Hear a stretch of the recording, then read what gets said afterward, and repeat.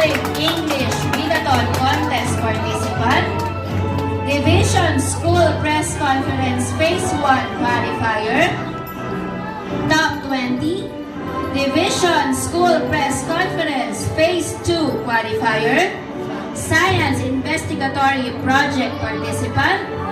Leadership Awardee, at may karangalan.